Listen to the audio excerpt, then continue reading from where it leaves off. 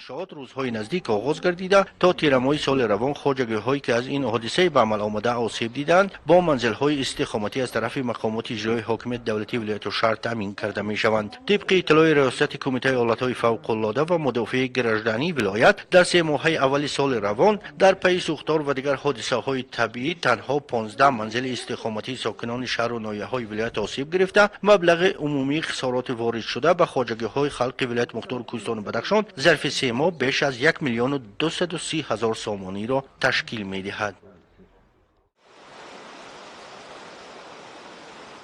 بهر وسعت و رواج کارهای آبادانی در برابر دیگر سازندگی‌ها، حشرهای دستجمعانه در نهر نظرشاه دادخدایف نیز ادامه دارند. باید گفت که این نهر از جماعت دهوت قربانشاه گدالی و ناحیه راشقلعه آغاز یافته، 3 دهه این ناحیه و محله‌های شهرک اسماعیل سامونی شهر خاروغ را با آب پالیزی تامین می‌نماید. امروزها با استفاده از این روزهای پرنکهت بهاری، کارمندان مقامات اجرایی حاکمیت دولتی شهر خاروغ و کارمندان دیگر کارخانه و اداره‌های شهر و ولایت در تازه و آماده نمودن این نهر سمگذاری دارند. تاجکان کوهستان مقاله دارند: آب و آبادانی. در جایی که آب هست، در همون مکان آبادی هست، آبادانی هست. زندگی خرمانه، حیات جالب و آسوده پیش می رود. این زمان ما در موضع کورسباغین دهه کورسباغین ناحیه راشقلعه قرار داریم که در اینجا کارمندان مقامات اجرایی حکومت دولتی شهر خاروغ کانال نظرشاه دادخدایف را از ترمه و یخپاره و برفپاره تازه نموده ایستادند. باید گفت که در روز این کانال قریب 12 کیلومتر بوده، در 5 موضع این نهر از یخپاره و برفپاره تازه کرده می شود. امروز رئیس ولایت مختار کوهستان بدخشان یادگار فیضوف و رئیس شهر خاروغ میرزانباد علیشیر خدابرده از رفت وسعت حشر از این نهر دیدن نموده، از کار حشرچیان اظهار قناعتمندی نمودند. تاکید بر آن گردید که هرچه زودتر کانال نظرشاه دادخدایف مورد استفاده قرار داده شود، زیرا آن در شاداب نمودن زمین‌ها و باغ خاروغیان نقش مهم دارد. در اساس تصمیم پیشنموده راهبریت ریاست وزارت کارهای داخلی جمهوری تاجیکستان در ولایت مختار کوهستان بدخشان، کارمندان مقامات کارهای داخلی در برابر پیشبرد سمت فعالیت خدمتی، حفظ ترتیبات جمعیتی، تحکیم ثبات و آرامی، ولایت قانون و پیشگیری حقوق ویرانکنی‌ها، همچنین بهره کارهای آبادانی و بنیادکاری در شهر و نواحی ولایت سهم ارزنده گذاشته ایستادند. در روزهای استراحتی، راهبریت و هیئت شخصی ریاست وزارت کارهای داخلی در ولایت مختار کوهستان بدخشان و جزء و تام‌های آن به حشر دستجمعانه برآمده به تازه و آزاده نمودن منطقه‌های خدمتی، محله‌ها، جوی و نهرهای آبگذر، محیط اطراف و از هر گونه پرتاب‌های معیشی و سرسبز و خرم نمودن شهر و نواحی ولایت کمر همت بستند. کارمندان ریاست وزارت کارهای داخلی در ولایت مختار کوهستان بدخشان در برابر تازه و آزاده نمودن منطقه‌های خدمتی به تازه نمودن جوی آبیاری که از دهه شاد ناحیه راشقلعه تا شهر خاروغ طول کشیده بیش از 12 کیلومتر درازی دارد، منطقه وابسته کرده شده داخل جوی و اطراف آن را از سنگپاره، رگ و کم و برف و یخپاره ها پره تازه نمودند. طبق دستور سپارش‌های پیشوای معظم ملت پرزیدنت جمهوری تاجیکستان محترم امامی رحمان برای پیشواز گرفتن جشن 30 سالگی استقلالیت دولتی جمهوری تاجیکستان، هیئت شخصی مقامات کارهای داخلی ولایت مختار کوهستان بدخشان در اساس دستور سپارش‌های سردار ریاست فالکونیک ملیسا میرزا مرادزاده رستم تقوی مراد، هیئت شخصی مقامات کارهای داخلی تصمیم گرفته است در برابر دیگر کارخانه اداره و مقامات‌ها برای تازه نمودن جویبار کانال دادخدا که بر اثر ترمه این جویبار رو محکم کرده است و حشر عمومی برآمده منطقه معین وابسته کرده شده است. منطقه معین حرکت میکنیم در وقت معین تستر تازه نموده و برای تامین نمودن آب پالیزی و نوشاکی تامین نمود. باید قید نمود که بر اثر فرآمدن ترمه و سنگپاره ها داخل جای آبیاری با سنگ و قم پر شده، برای آبیاری و استفاده آب در شهر خاروغ مشکلی را ایجاد نموده است. کارمندان ریاست وزارت کارهای داخلی جمهوری تاجیکستان در ولایت مختار کوهستان بدخشان برای دستگیری اهالی همیشه سهمگذار میباشند. سهمگذاری در کارهای آبادانی و سبز و خرم گردانیدن وطن عزیزمان این قرض فرزندی هر شهروند میباشد. همزمان راهبریت ریاست وزارت کارهای داخلی جمهوری تاجیکستان در ولایت مختار کوهستان بدخشان تصمیم گرفتند که هر هفته روزهای شنبه و یکشنبه به حشر عمومی برآمده برای تازگی و انجام دادن کارهای آبادانی و سازندگی سهم باسزای خویش را گذارند. طرف مؤسسه‌های حدود ناحیه اشکاشمی ولایت مختار کوهستانی بدخشان با مقصد به یک مکان دیدنی و تماشاباب تبدیل دادن مرکز ناحیه هر هفته به حشر دستجمعانه برآمده در آبادانی و کبودزارکنی کوچه‌های مرکزی سهم نظر است می‌گذارند. سهمگذاری مسئولین اداره و مؤسسه‌های حدود ناحیه اشکاشم در چنین حشرهای عمومی ناحیوی باعث دستگیری می‌باشد، زیرا در این روز در کوچه‌های مرکزی ناحیه مقدار معین کوچه گل و درختان آرایشی شنانده شدند. در برابر فرا رسیدن فصل بهار امروز در تمام گوشه نوع اشکاشم کارهای آبادانی و حشرهای عمومی رفته ایستادند. امروز در نوع اشکاشم نیز حشر دستجمعانه با اشتراک اداره و مؤسسه‌ها برگزار گردید و من هم یک از اشتراکگران همین حشر بودم و می‌خواهم که این گونه حشرها زیادتر شوند و سهمگذاری خود را در این حشرها می‌گذارم. در وقت برگزاری حشر گلها و درختان آرایشی شنانده شدند. کارهای بنیادی در کانال ماگیسترالی دشت سلکسیونی ناحیه اشکاشم که 26 کیلومتر درازی دارد و یکی از منبع‌های اساسی آبیاری زمین‌های دهه‌ای دشتک دانسته می‌شود ادامه دارد. با مقصد برطرف نمودن عاقبت‌های بارشات و سر وقت تامین نمودن باشندگان دهه‌ای دشتک ناحیه اشکاشم با آب پالیزی، مقامات اجرایی حاکمیت دولتی ولایت مختار کوهستانی بدخشان در همدستی با شریکان رشد نقشه از نوسازی کانال سلکسیونی را تحریزی نمودند. حالا با قوه کاری مسکونان دهه و با مکانیزم شعبه اگنتی بهداشت زمین و آبیاری نزد حکومت جمهوری تاجیکستان در ولایت کارهای از نوسازی در این کانال آبگذر ادامه دارد. برای از تعمیر برآوردن کانال ماگیسترالی دشت سلکسیونی ناحیه اشکاشم مبلغ 110,000 سومانی جدا گردیده حالا کارهای آهن و بتون ریزی به انجام رسیدند. با دستگیری شریکان رشد در این موضع یعنی محله نمدگود کانال کلان کارهای آهن بتونی رفته ایستاده است. در مسافه 380 متر ما کارهای آهن بتونی را گذرانده ایستاده هستیم. الکی در مسافه تا 60 متر از ما کارهای آهن بتونی به انجام رسیدند. کوشش میکنیم که در روزهای کوتاه‌ترین همه کارها را به انجام رسانیم و مردم را با آب تامین کنیم برای ساحه کشاورزی.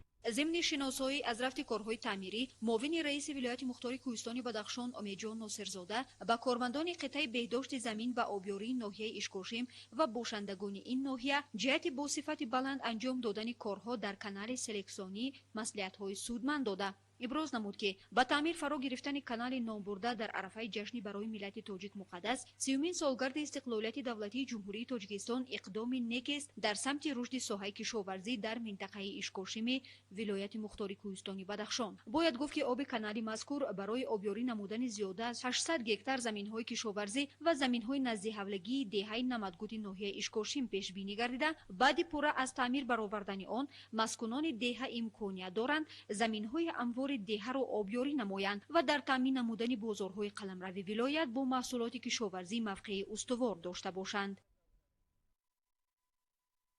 با مقصد با بقا و خاطرمان استقبال نمودن جشن مقدس عمومی ملی 30 سالگی استقلالیت دولتی جمهوری تاجیکستان که درک از نشاط و کمالات برخورداری شهد استقلال و گنجهای پیوسته پیشوای معظم و فیضپرور ملت طی سالهای مختار مستقل بودن کشور آزاد و آبادمان تاجیکستان می‌دهد کارهای سازندگی و بنیادکاری در دهات و مرکز ناحیه ونج ولایت مختار کوهستانی بدخشان هم چون دیگر شهر و ناحیه‌های مملکت با خسته‌ناپذیری و افتخار وطنداری با سرعت و جوابگوی طلبات روز ادامه دارند. بر طبق نقشه چاره‌بینی‌های مقامات اجرایی حاکمیت دولتی ناحیه با تغییر و علاوه‌های وارد گردیده طی سالهای 2018-2021 در قلمرو ناحیه ونج 97 انشاءات‌های تعییناتشان گوناگون ساخته مورد بهره برداری قرار داده می‌شوند. در مجموع از 72 بند نقشه چاره‌بینی‌های جشنی 31 انشاءات سال 2018، 26 انشاءات در سال 2019، 23 انشاءات سال 2020 و 4 انشاءات در سال روان ساخته جوابگوی معیارهای ساختمانی مورد استفاده قرار داده شدند. طبق نقشه چهاربینی‌های 30 سالگی استقلالیت دولتی جمهوری تاجیکستان در ناحیه ونج از 86 انشاءات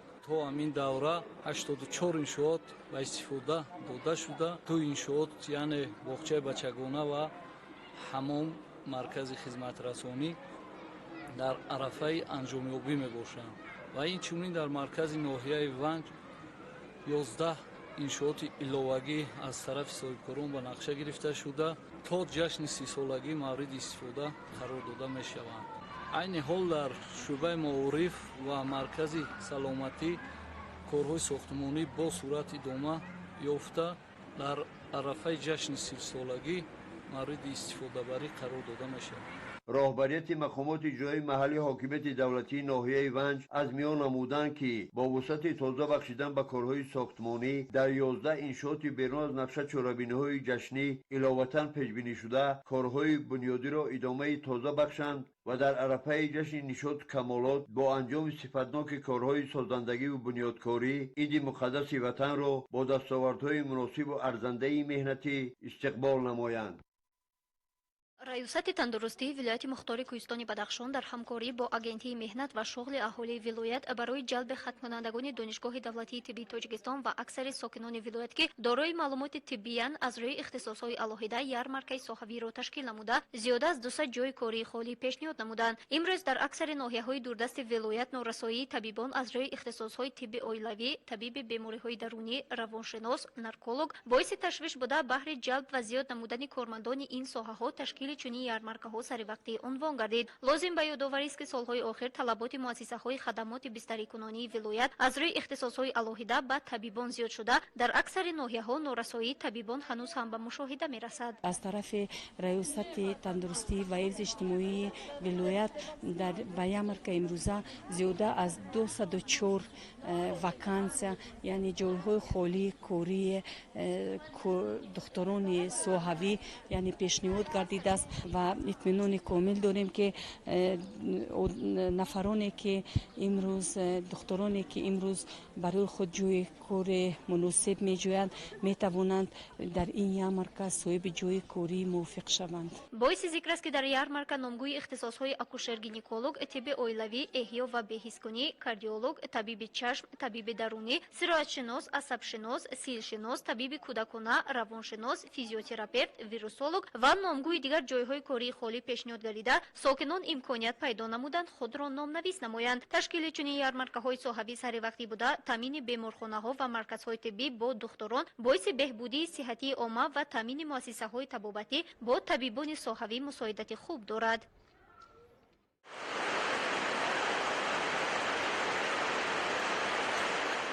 мутобиқи маълумотҳои омурии ҷаҳон имрӯз қисмати бештари аҳолии сайёра аз нарасидани оби ошомиданӣ ба мушкилоти бешер рӯбарӯ омадааст. тоҷикистон ҳамчун сарзамини дорои захираҳои бои оби мусаффо маъруф буда давлатҳои осиёи марказӣ аз оби рудхонаҳое ки аз боми ҷаҳон сарчашма мегиранд истифода менамоянд. бо мақсади тоза ва озода нигоҳ доштани соҳили дарёҳо ва рудхонаҳо аз ҷониби ҳомиёни ҳифзи муҳити зист пайваста чорабиниҳо газонида мешаванд. ин навбат бо ибтикори шӯъбаи экологӣ ва саёҳӣ вазорати корҳои дохилии ҷумҳурии тоҷикистон дар вилояти мухтори кӯҳистони бадахшон дар ҳамкорӣ бо раёсати ҳифзи муҳити зисти вилоят ва факултаи биологияи донишгоҳи давлатии шаҳри Хоруғ ба номи Моишо Назаршоев инчунин ҷавонони фаъол аксия таҳти унвони тозагии соҳили дарё дар шаҳри Хоруғ гузаронида шуд. ин иқдом дар соҳили дарёи ғун ки ба он ҳудуди бозори марказӣ тааллуқ дорад сурат гирифта барои корҳои соҳилтозакунӣ беш аз 70 нафар донишҷӯёну толибилмон ҷалб карда шуданд. طبق سپارش روبریت وزارت کورهای داخلی جمهوری تاجیکستان و سپارش به واسطه سردار ریاست وزارت کورهای داخلی در ولایت مختار کوهستان بدخشان از جانب کارمندان شعبه اکولوژی و سیاحتی وزارت کورهای داخلی جمهوری تاجیکستان در بدخشان در همکاری با کارمندان ریاست محیط زیست و جوانان فعالی شهر خورغ در حدود مرکز ولایت گذرانیدن اکسیای با عنوان تازگی ساحل دریا برا مانده شد. البته آب منبع حیات می باشد و ما امروز ساحل دریا را از ارگونه پرتوهای معیشی تازه کرده ایستاده‌ایم که هدف اساسی این بحر پیشگیری پرشوی بیماری سرایتی و تازه و مصفا نگاه داشتن آب می باشد. هر یک شهروند وظیفه‌دار است که آب محیط اکولوژی یعنی گرد و اطراف گیاهای شفابخش، جوگنزار و خلاصه طبیعت را همیشه حفظ و تازه و آزاده نگاه دارند. дар ин чорабинӣ барои тозагии муҳити зист ниҳоят ҳам муфид 24 нафар фаъолон аз ҳисоби ҷавонон ширкат варзиданд.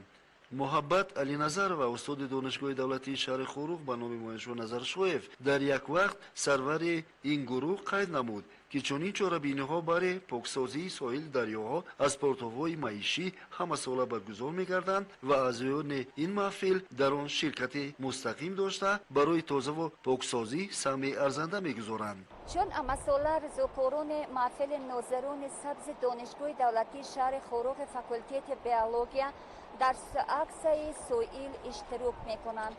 دانشجویان دانشگاه فاکولته بیولوژیا که به محفل ناظران سبز شامل شدند با یکجایگی ریاست حفظ محیط زیست ولایت مختار کوهستان بدخشان در برابر اشتراک نمودن در تازگی ساحل اینچنین با اهالی یعنی صحبت‌های مفید گذرانیده شده، اینچنین نشانه‌ها یعنی نشانه‌های آگاه کننده رو در بین اهالی پهن می‌کنند. متاسفانه اهالی به این تازگی و صحبت یعنی ناظران و ریاست حفظ محیط زیست یعنی دقت نداده در پرتافتن هر گونه پرتوها دست داده ایستادند. این البته به اعتباری خود ساکنان محل و تاجران بزرگ مشاهده کرده می شود. شورابینی قطقط ساحل دریا جریان گرفته اشتراکداران از جانب ریاست حفظ محیط زیست ولایت با بارخلطه‌های سلفانی و دستپوشک‌ها تامین کرده شدند. از صحبت با دوستداران طبیعت معلوم گردید که در برابر پیشبرد کارهای پاکسازی اینچنین کارهای فرماندهی نیز میان اهالی پیش برده می شوند. خود توجه نسل سازنده برای تامین فضای از جهت اکولوژی تازه قابل دستگیری است. من دانشجوی کورس 3 فاکولته بیولوژیا شعبه بیواکولوژی دانشگاه دولتی شهر خروغ می باشم.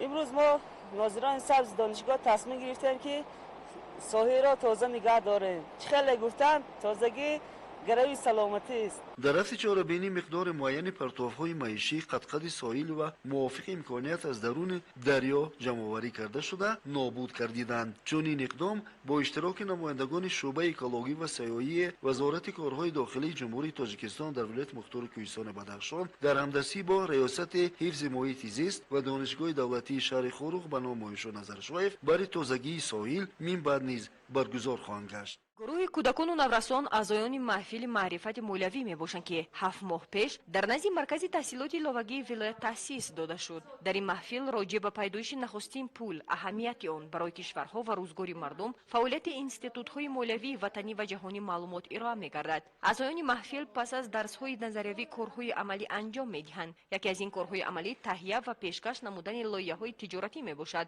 یکی از اعضایان محفل فرزانه الچیبکова گفت که در 7 ماه تحصیل به ساحه مالیوی و اقتصادی و بانکداری معلومات زیادی را به دست آوردیم. اکنون اکثر اعضایان این محفل میدانند که پسنداز چیست و با کدام طرز آن را باید غنی ساخت و مبلغ را چگونه مصرف نماییم. طول ماست که ما در این محفل اشتراک نموده درباره وظیفه اساسی پول و اینچنین بانک، مالیه و یعنی اقتصاد دانستیم. اساساً در طول این 7 ماه ما درباره چگونه کار کردن با پول و چگونه باید یعنی صرفیات پول را اساساً در زندگی خود صرف کنیم معلومات جدی به دست آوردیم. و اینچنین به غیر از درباره معلومات گرفتن درباره پول اینچنین ما بسیار بازی‌ها از جمله بازی‌های پسنداز که یکی از بازی اساسی محفل به حساب می‌رود بازی کرده درباره چگونه با در زندگی خود همیشه پسنداز داشته باشیم معلومات نیز به دست گرفتیم. با گفته راهبر محفل مذکور حلیمه غلچبکова در گذشته اکثریت والدین و آموزگاران به این عقیده بودند که پول می‌تواند که به تربیت کودکان ضرر رساند و آنها را از راه درست زندگی بیرون اندازد. با یک باره آنها پول پرست میشوند. چون پول پرست شدن از خویش و تبار فراموش میکنند. اما حالا ما در دوره اقتصادی بازاری زندگی میکنیم که به دانستن معلومات کافی در ساحه مالیه و اقتصاد در کار و روزگار خود موفق نخواهیم شد. از این رو خوانندگان باید از خردسالی معامله با پول و طرز درآمد و خراجات آن را دانند. هنگام تهیه لایحه تجارتی در برابر فایده همچنین خطر و ضررهای پیشگویی شونده را نیز به نظر گیرند. کودکان و نورسان باید آگاه باشند که از این مبلغ‌ها به بودجه دولت انداز می‌سپارند تا کارمندان ساحه اجتماعی، آموزگاران و طبیبان، شخصان امکانیتشان محدود، نفقه‌خوران از امتیازها برخوردار گردند. معرفت مولوی اساساً درباره پول، کار با پول، چه کودکان دریافت کردن پول، سرگای پول. من موضوع پول یعنی پول به اهمیت هم. پول چه اهمیت دارد در آینده. مثال بعد این محفل کودکان و از سر کردن نقشه بیزنس پلان رو ساختن. مثال وایوم همین خیلی نقشه ساختن که از همون دکون میده خیلی یک مغازه کلان رو تشکیل دادن. بغیر از این در این محفل یک چند نمود بازی است. بازی پسنداز وقتی اینا کار کردن، اینا پسنداز رو از خود کردن، یعنی دور به بانک معلومات پیدا کردن. این محفل ها با کمک و دستگیری وزارت علم و معارف در همکاری با بانک ملی تاجیکستان راه اندازی شدند که هدف آن هرچی بیشتر بلند برداشتن معرفت مولوی خوانندگان مؤسسه های تعلیمی کشور می باشد. اینها به خاطر بزرگداشت 110 سالگی یکی از سخنسرایان بزرگ قرن 20 قهرمان تاجیکستان میرزا ترسونزاده در مؤسسه های تعلیمی قلمرو ولایت مختار کوهستان بدخشان در سطح بلند احترامات به فرهنگ پرقناوت مردم تاجیک برگزار گردیدند. آموزگاران و طالب علمان مکتب تحصیلات میانه عمومی رقم یکم به نام قلندر علی نظروی شهر خاروغ نیز محفل گوارای را سامان دادند که آن با قرائت شعر از ایجادیات میرزا ترسونزاده همچون سلامنامه آغاز گردید. سپس از جانب طالب علمان ترجمه این نابغه ناتکرار منظور گردید که آن سراپا از مهر و محبت نسبت وطن بود. در برابر شعرهای وطن دوستانه میرزا ترسونزاده اینچنین وصف طبیعت ناتکرار دیار عنوان می‌گردد.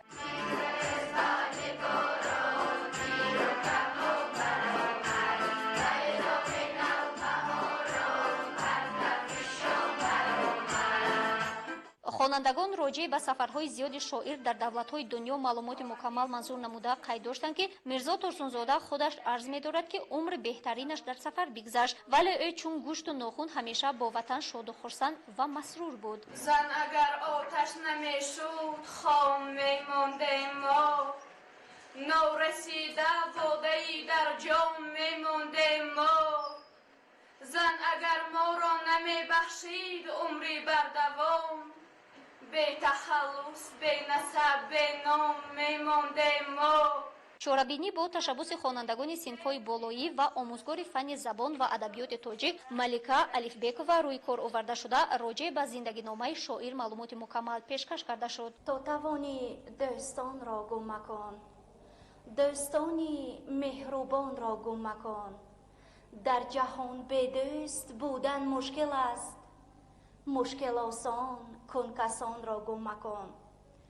ما آموزگاران مؤسسه تحصیلات میانه عمومی رقم 1 از آن شدیم که امروز در مؤسسه ما بخشیده به 110 سالگی شاعر میرزا ترسونزاده کنفرانس ادبی موسیقی گذرانده ایستاده ایم. میرزا ترسونزاده وصف صلح و دوستی شناخته می شود. ما آموزگاران زبان و ادبیات تاجیک تسلیم گرفتیم که در برابر دیگر مؤسسه ها چاره‌بینی ادبی را گذرانیم. چون محفل ادبی و موسیقی بود، در جریان آن از جانب خوانندگان در برابر رقص و سرود اینچنین صحنه‌های جالب از حیات سخنسرای ناتکرار میرزا ترسونزاده منظور گردیدند. بخصوص صحنه از روی اثر شاعر دختر مقدس بسا جالب نمایش داده شده، خود چاره‌بینی در خاطر اشتراکداران نقش بست.